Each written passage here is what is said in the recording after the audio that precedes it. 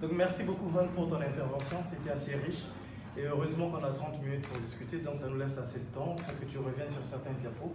Particulièrement, j'ai bien aimé ton diapo sur les 3V, 3R.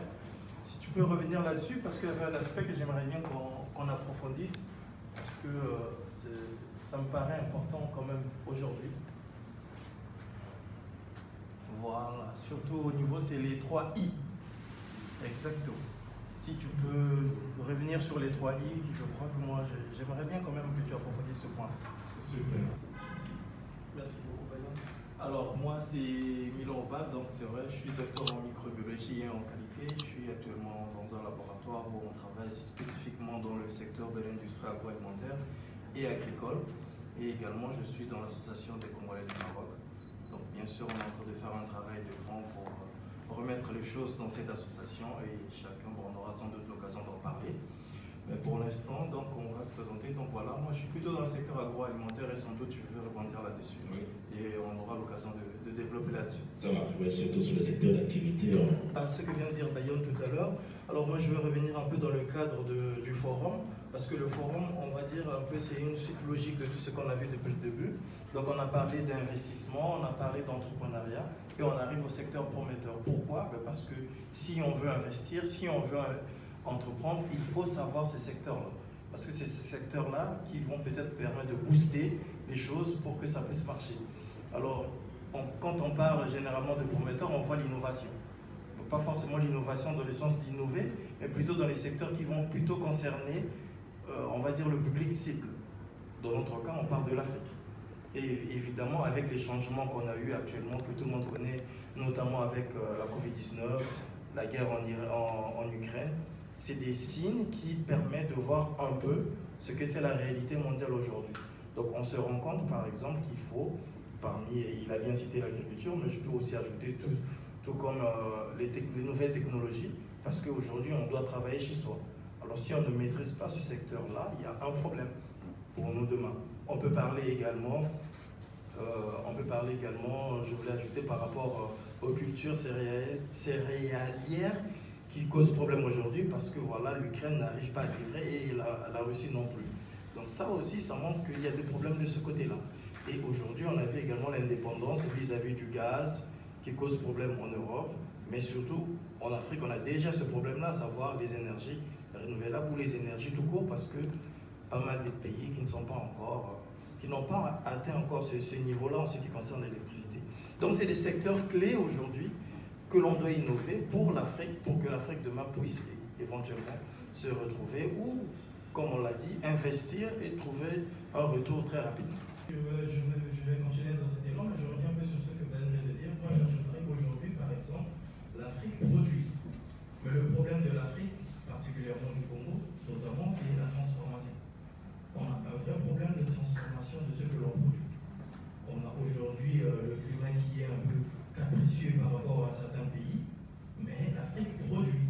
Mais par contre, l'Afrique n'arrive pas à transformer ce produit pour atteindre ce qu'on va appeler notamment, comment on l'appelle encore, par rapport à l'alimentation, c'est-à-dire l'autosuffisance alimentaire. Donc on produit, mais on n'arrive pas à gérer cet aspect-là. Pourquoi? Parce qu'aujourd'hui, dans certaines régions, il a maîtrisé la guerre.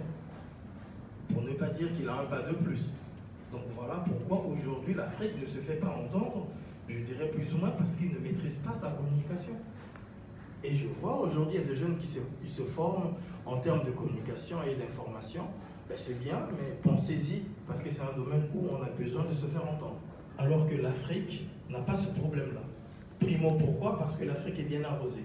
C'est vrai qu'au nord, on a cette zone de Sahara qui pose problème en termes de désert, mais en Afrique subsaharienne, on a assez de fleuves et de lacs pour créer assez de barrages qui sont purement, on va dire, qui ne sont pas polluantes et qui peuvent permettre à l'Afrique d'être éclairée. Mais aujourd'hui, on se rend compte que beaucoup de pays africains ont encore des problèmes d'électricité. Et pourtant, il y a assez d'eau pour créer assez de barrages pour pouvoir électrifier l'Afrique. Et il y a un projet, notamment actuellement, je crois que c'est les Nations Unies avec la RDC, pour créer ce qu'on appelle le barrage Inga 3, qui sera plus ou moins sous-régional. C'est pour montrer à quel point que nous, de ce côté-là, on a de quoi vendre. Il suffit de trouver le bon filon, savoir comment le présenter, savoir comment le vendre. Et là, on peut effectivement trouver comment mettre un terme à des problèmes qui sont mondiaux, mais à l'échelle de l'Afrique, résoudre pas mal de problèmes. Donc l'énergie aujourd'hui, ça fait partie de la guerre d'aujourd'hui. Parce qu'on a vu l'Italie chercher l'Algérie, le Congo. Il a fait l'Algérie, le Congo, le Nigeria pour trouver le gaz pour demain, avec la guerre en Russie. Mais il n'y a pas que le gaz, donc il y a cette possibilité avec l'Afrique qui est bien imposée pour trouver les solutions en ce qui concerne l'énergie. Merci. Vision. Une vision, ça dépend toujours de la personne qui porte cette vision. Donc tout est déterminé par cette personne. Donc d'autant plus que ça nous concerne personnellement, donc on doit rester maître à bord pour savoir où est-ce qu'on veut emmener cette vision-là, où est-ce qu'on veut en venir dans cet investissement. Par contre, ce que je voudrais ajouter avec cette jeunesse, c'est qu'on n'est pas obligé d'investir que dans nos pays. C'est-à-dire que nous, quand on parle d'investissement, on l'a vu tout à l'heure, ben c'est le gain. On est là pour gagner l'argent quand on parle d'investissement. Alors pour gagner l'argent, on peut aussi bien le gagner au Maroc, en Côte d'Ivoire ou au Congo. Donc l'idée, c'est que quand on a une vision, le plus important, c'est de trouver sa cible. Si ma cible est au Maroc, ben je le fais au Maroc. Si ma cible est au Congo, je le fais au Congo. Si ma cible est en Côte d'Ivoire, j'y vais. Ne soyons pas réducteurs en se disant que je dois choisir entre mon pays où je suis. Non, non, nous soyons pas réducteurs. L'objectif reste de gagner de l'argent, d'investir. Donc si on peut investir à partir du Maroc, allez-y, lancez-vous. À la limite, si vous ne réussissez pas, ça vous fait une expérience. Ayons de l'audace de ce côté-là, pour faire les choses comme on l'a plutôt imaginé. Il y a des structures, il y a la FONEA, je crois, qui est dessus, concernant l'accompagnement. Mais comme il a dit, le plus important, c'est soi-même, en fait. C'est notre propre force.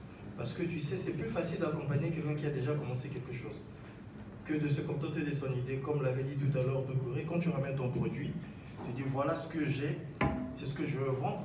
On t'écoute plus que si tu disais voilà, j'imagine ça comme ça va se passer comme ça.